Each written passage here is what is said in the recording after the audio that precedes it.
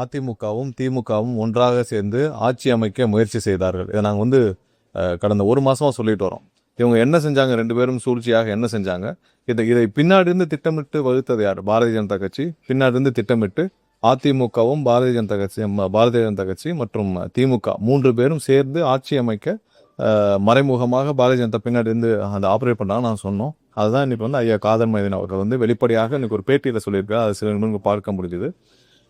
இந்த சூழ்ச்சியின் காரணமாக எப்படி வந்து திரு எடப்பாடி அவர்களும் திரு ஸ்டாலின் அவர்களும் அவங்களுடைய குடும்பங்களை காப்பாற்றிக் கொள்வதற்காக ரெண்டு பேரும் சேர்ந்து ஆட்சி அமைக்க பாரதிய ஜனதா கட்சியோட முழு ஆதரவுடன் ஆட்சி அமைக்க முயற்சி செய்தார்களோ அதனாலதான் வந்து அவங்க கூட்டணி கட்சியிலேருந்து அவ்வளோ பேர் இன்னைக்கு வந்து வெளியே வந்ததுக்கான முக்கிய காரணம் இதான். நாங்கள் ஒரு மாசம் சொல்லிட்டு வரோம். இன்னைக்கு அதற்கான உண்மையை கொஞ்சம் கொஞ்சமாக வெளியே வர துவங்கி இருக்குது. ஏன்னா இது அவங்க முழு வீச்சில் அந்த முயற்சியை எடுத்தார்கள். எனக்கு கவுண்டிங் முடிஞ்ச அடுத்த நாளிலிருந்து இவர்கள் எல்லாம் எப்படியாவது தமிழக வெற்றி கழகம் வரக்கூடாது, எங்களுடைய தலைவர் அண்ணன் விஜய் அவர்கள் முதலமைச்சர் ஆகக்கூடாதுன்ற ஒரே ஒரு குறிக்கோளை மட்டும் வச்சுக்கொண்டு முழுமையாக அவங்க வந்து இருவரும் சேர்ந்து ஆட்சி அமைக்க முயற்சி செய்தார்கள். அதுக்கு முழு அளவில் அவங்களுக்கு டெல்லியின் ஆதரவு இருந்துச்சு. ஸோ அதனால தான் வந்து இன்னைக்கு ஒவ்வொரு விஷயமும் ஒவ்வொருத்தரும் இன்னைக்கு கூட்டணி கட்சியிலேருந்து வெளியே வரும் வேலைகளை செஞ்சு கொண்டு இருக்காங்க.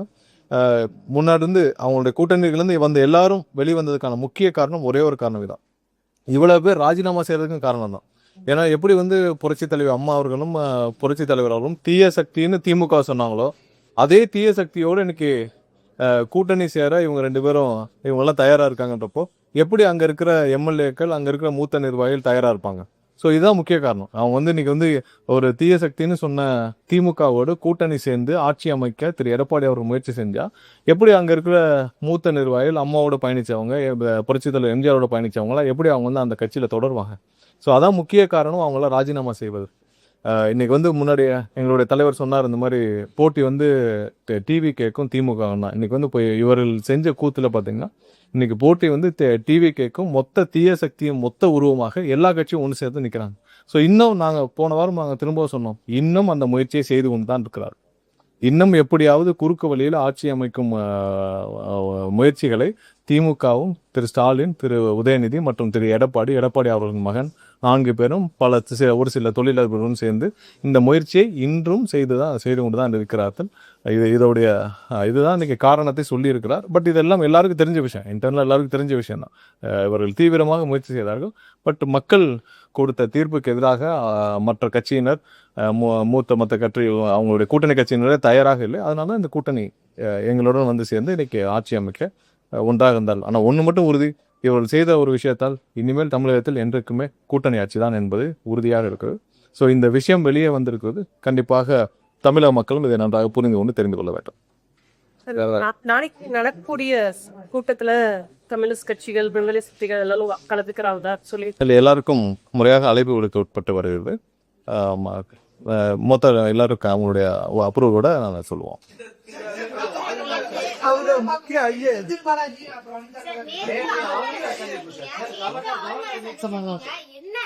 இல்ல, ஆளுநர் சந்திப்பு மற்ற அலுவல் ரீதியாக இப்ப கவர்னருடைய மாளிகையோட இன்சார்ஜும் நான் தான். அலுவல் ரீதியாக மற்றபடி ஜென்ரிக்கா அந்த கோர்ட் ஒர்க்கு அலுவல் ரீதியான சந்திப்பு தான், மரியாதை நிமித்தமான சந்திப்பு தான். அதுக்கும் எதுக்கும் சந்தேகம் இல்லை.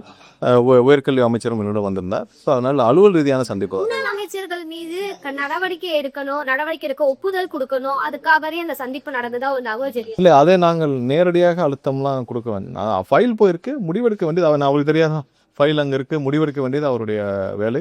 அதில் நேரடியாக போய் அழுத்தமோ இல்லை நேரடியாக பேச வேண்டிய அவசியம் இல்லை. இதெல்லாம் நார்மல் ப்ரொசீஜர்ஸ். முடிவெடுக்காமல் இருப்பதற்கு என்ன காரணம்னு அவர் தான் விளக்கணும். ஸோ அதை போய் கேட்கக்கூடிய உரிமை எங்களுக்கு இல்லை. ஸோ அவங்க இல்லை அது இப்போ பொதுவான மரியாதை நிறுத்தமான சந்திப்பு. ஏன்னா கவர்னர் மாளிகையுடைய விஷயங்கள் இப்போ அடுத்த அசம்பிளி சம்மந்தப்பட்ட விஷயங்கள். ஸோ அந்த மாதிரியான விஷயங்கள் பொதுவான விஷயங்கள் தலைமையில ஒரு புதிய இல்லை, அது சம்பந்தப்பட்ட விவரங்கள் விரைவாக அனைவரும் சேர்ந்து முடிவெடுத்து வெளியிடுவாங்க. வேற ஏதாவது போராட்டம் திமுகவுடைய போராட்டம் அமைச்சருக்கு எதிரான போராட்டம் இல்லை, திமுகவுடைய போராட்டம் அதான் இன்னைக்கு தெரிஞ்சிருச்சு. அவங்க எல்லாம் யாருடைய சொல்லிக்கிறாங்க, யார் சொல்லி இவங்க எல்லாம் ஆப்ரேட் ஆகிறாங்கன்னு சொல்லிட்டு. இன்னமும் நான் தான் திரும்ப சொல்றேன், திமுகவும் அதிமுகவும் சேர்ந்து இப்போவும் அந்த முயற்சியை எப்படியாவது ஆட்சி அமைக்கின்ற முயற்சியை இப்போவும் செஞ்சுட்டு வராங்கன்றதான் எங்களுக்கு வந்த தகவல். அவங்க எல்லா இடத்துலையும் பேசிட்டு இருக்காங்க. எங்களுக்கு இன்னும் சொல்ல போனால் பல திமுகவின் மூத்த தலைவர்களும் பல திமுகவில் பழைய இப்போ இருக்கிற எம்எல்ஏக்கள் பலரும் இதற்கு உடன்படாமல் இன்னமும் அந்த மாதிரி ஒரு நிகழ்வுக்கு இவங்க மீண்டும் முயற்சி செஞ்சுட்டே இருக்காங்க. எங்களுக்கு பிடிக்கல அப்படின்னு சொல்லிட்டே இருக்காங்க. இன்னும் எத்தனை பேர் இந்த மாதிரி திமுகவிலிருந்தும் வெளியேறாலும் குற்றச்சாட்டில் வைக்கப்படுது. அவரை வந்து பதவி நீக்கம் செய்யணும்னு சொல்லிட்டு தொடர்ச்சியா வலியுறுத்தி வராங்க. இதை பத்தி ஏதாவது விசாரி கட்சியில ஏதாவது இல்ல அது சம்பந்தமாக அவரே ஒரு விளக்கம் கொடுத்திருக்கிறார். என்னென்ன விளக்கம் கொடுத்திருக்காரு, கண்டிப்பா அதையும் வந்து கட்சியில வந்து என்னன்னு சொல்லி பார்த்துட்டு இருக்கோம். அது சம்பந்தம் அவரும் ஒரு விளக்கம் கொடுத்திருக்காரு. ஒரு மேல நடவடிக்கை எடுக்கப்படுது இல்ல அந்த அவர் விளக்கம் கொடுத்திருக்கா, அதை எல்லாரும் பரிசீலிச்சு செக் பண்ணி வேலிடேட் பண்ணிட்டு இருக்கோம். பார்ப்போமே.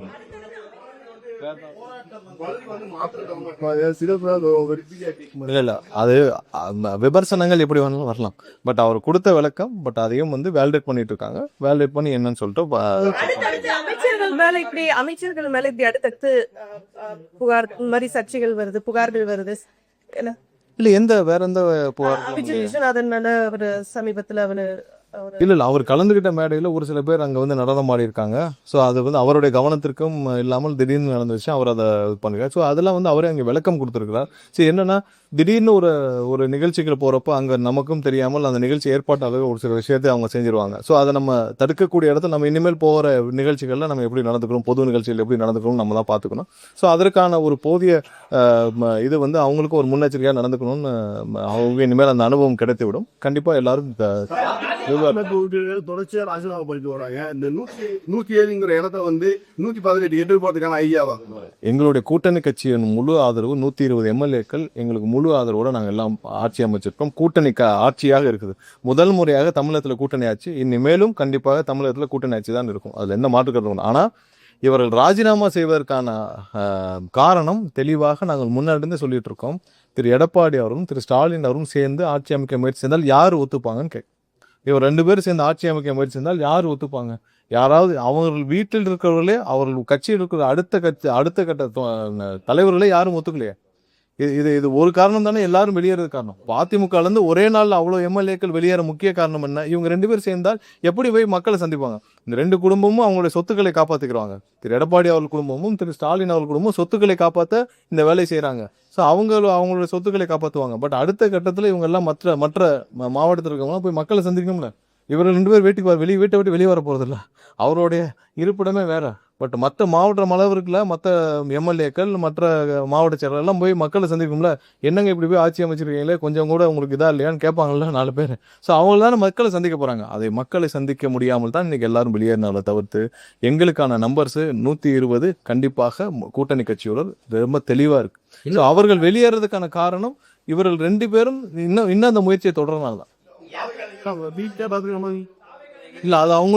இல்ல அது அவங்களுடைய முடிவு. ஏன்னா இன்னைக்கு தமிழகத்துல எந்த கட்சி எதை நோக்கி அரசியல் போயிட்டு இருக்கு, தமிழக மக்கள் எதை நோக்கி போயிட்டு இருக்காங்க, அதனால அவர்களும் எங்க வந்து சேரணும்ன்றது அவங்களுடைய தனிப்பட்ட முடிவு.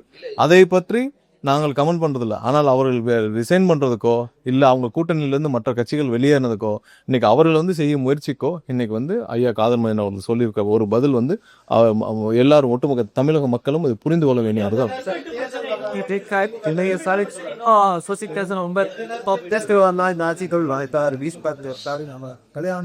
அதுதான் சொல்றேன். அவர்கள் இன்னமும் அந்த முயற்சியை செஞ்சுட்டு இருக்காரு. திரு ஸ்டாலின் அவர் சொல்வது என்னன்னா, இன்னமும் எப்படியாவது குதிரை பேரத்தின் மூலமாக யாரையாவது பர்ச்சேஸ் பண்ணி பல லட்சம் கோடி பல ஆயிரம் கோடி பணத்தை வைத்திருக்கும் இருவரும் சேர்ந்து எப்படியாவது ஆட்சி அமைக்க முடியும் என்று இன்னமும் முயற்சி செய்து இன்று காலை வரை இந்த நொடி வரை முயற்சி செஞ்சுட்டு தான் இருக்காங்க. அவர்களால் வேற வழியே இல்லை. அவர்களுடைய சொத்துக்களை காப்பாற்ற அவர்கள் மேல இருக்கிற பல வழக்குகள் வரும் என்ற பயத்தால் அவர்கள் வந்து எப்படியாவது அவருடைய சொத்துக்களை காப்பாற்றுவதற்காக இந்த ஆட்சி அமைக்கணும்னு சொல்லி ஒவ்வொரு நாளும் இந்த நொடி வரை முயற்சி செஞ்சுட்டு தான் இருக்காங்க. பொதுச் செயலாளர் வைகோ பேசும்பொழுது மிக முக்கியமாக இந்த 2 எம்எல்ஏக்கள் ராஜினாமா செய்தால் முதலமைச்சர் பிரசாரம் செய்வார் என்ற மாதிரி பேசின அந்த காணொலிகள் தொடர்ச்சியாக பதிலாது இதுக்கும் என்ன சம்பந்தம்? எல்லாருக்கும் இப்ப சொல்ல முடியாத ஒரு விஷயத்த ஐயா காதர் மதியன் அவர்ல வந்து சொல்லியிருக்காங்க. ஏன்னா இதான் திரு ஸ்டாலின் அவர்களே எனக்கு போன் பண்ணி நாங்க வந்து எடப்பாடி முதலமைச்சர் ஆகணும்னு கேட்டிருக்கிறார். அப்ப இது யாராவது எதிர்பார்த்தீங்களா? இதுதான் நடந்த அதே இல்ல என்னன்னா ஐயா வைகோ அவர்கள் மூத்தவர். ஐயா வைகோ அவர்கள் ரொம்ப மூத்தவர். அவர் வந்து என்னைக்கும் பதவிக்காக ஆசைப்பட்டதில்லை. அவருக்கு அமைச்சர் பதவி கிடைச்சப்ப கூட அவர் பதவிக்கு ஆசைப்பட்டதில்லை. அவர் 2004 அவர்களுக்கு கிடைச்ச எம்பி பதவியும் சேர்த்து திரு கலைஞர் அவர்கள் திரு கருணாநிதி அவர்கள் அதையும் சேர்த்து பேரம் பேசி அவங்க கட்சிக்கு மினிஸ்டர் வாங்கிட்டு போயிட்டார் பிறந்த காங்கிரஸ் ஆட்சியில். என்னைக்கும் ஆட்சி அதிகாரத்துக்கோ இல்லை மந்திரிக்கோ இல்லை பெரிய பதவிக்கோ ஆசைப்படாத ஐயா வைகோ போன்றவர்களை இவர்கள் இத்தனை நாள் இதெல்லாம் சேர்த்து தான் இவங்க வந்து பதவிக்கு வந்தாங்க. ஆனால் இன்னைக்கு மக்கள் தீர்ப்புக்கு எதிராக திரு ஸ்டாலின் அவர்கள் யோசிக்கும் பொழுது அனைவரும் அவர்களுடன் இருந்து பயணிக்க முடியாமல் வெளியேறாங்க. இதான் முக்கிய காரணம். அவர்கள் என்னைக்கும் வந்து ஐயா வைகோ வந்து என்னைக்கும் பதவிக்கு வேணாம், பெரிய மினிஸ்ட்ரி வேண்டாம், அவர் முதலமைச்சரே கொடுத்திருந்தாலும் அவருடைய பாதையில் அவர் பயணிக்கக்கூடிய அவர் அதெல்லாம் அவருக்கு இன்னைக்கு முடியாத காரணம் திரு ஸ்டாலின் அவர்கள் இன்றளவும் அவர் வந்து அதிமுகவோடு சேர்ந்து பாரதிய ஜனதாவுடைய மறைமுக பாதுகாப்போடு இன்னைக்கு வந்து ஆட்சி அமைக்க முயற்சி செய்வதால் தான், அந்த முயற்சி நடப்பதால் தான் யாரும் நியாயமாக நேர்மையாக அரசியல் செய்யும் யாரும் அவருடன் பயணிக்க விரும்ப மாட்டார்கள். அவர் வந்து 2004 இவங்க எம்பியும் சேர்த்து திரு கலைஞர் அவர்கள் வந்து பேரம் பேசி அவருக்கு எம்பி மினிஸ்டர் வாங்கிட்டு போனார். அதையும் பார்த்து விட்டு பேசாமல் தட்டி கொடுத்துட்டு எங்களுக்கு பதவி வேண்டாம், இது வேண்டாம், அமைச்சர் வேண்டாம், நாங்கள் மக்களுக்கு சேவை செய்தால் மட்டுமே போதும் இருக்கிறவர் ஐயா வைகோ. அவர் என்னைக்கும் பதவிக்கோ பணத்துக்கோ ஆசைப்பட்டவர். அவர் வெளியேறதுக்கு முக்கிய காரணம் இவர்கள் முதலமைச்சர் ஆசைப்பட்டாதான் வைகோவோட வெற்றி. இல்ல அவருடைய மக்களுடைய தீர்ப்புக்கு ஆதரவாக மக்கள் என்ன நினைக்கிறாங்க, மக்கள் இன்னைக்கு யாருக்கு ஆதரவாக இருக்காங்க, அதனுடன் சேர்ந்து மக்களுடன் சேர்ந்து பயணிப்பதற்கு அனைவருக்கும் விருப்பமாக இருக்குது. இன்னைக்கு மக்கள் தீர்ப்புக்கு எதிராக செயல்படும் இவர்களோட யாரும் செல்ல விரும்பவில்லை. அதான் முக்கிய காரணம். அதனால யாரும் இந்த மாதிரி முயற்சி செய்யும் கடைசியில் இந்த 2 பேரும் தனித்து நிற்பாங்க. திரு ஸ்டாலினும் குடும்பமும் எடப்பாடி குடும்பம் தனித்து நிற்கும். இன்னும் 2 வருஷத்துல பாருங்க 2 பேரும் மொத்தமா கட்சியை பாஜகவோட நினைச்சிட்டு 2 ஆளுக்கு ஒரு மந்திரி சீட்டு வாங்கிட்டு போறாங்க. ஆளுக்கு ஒரு கேபினெட் மினிஸ்டர் வாங்கிட்டு போனாலும் ஆச்சரியம் இல்லை. ஏன்னா அவங்க கட்சி மொத்த கட்சியும் இன்னைக்கு காலியாயிருச்சு. மொத்த கட்சியும் இன்னைக்கு யாருமே இல்லை. அப்போ மொத்தமும் வந்து இந்த 2 வருஷம் கழிச்சு கட்சியை நடத்த முடியாமல் பாதுகாப்பு அவங்களுடைய குடும்பத்திற்கு பாதுகாப்பு இருந்தால் மட்டும் போதும். ஏன் நிறைய எக்ஸாம்பிள் இருக்கு.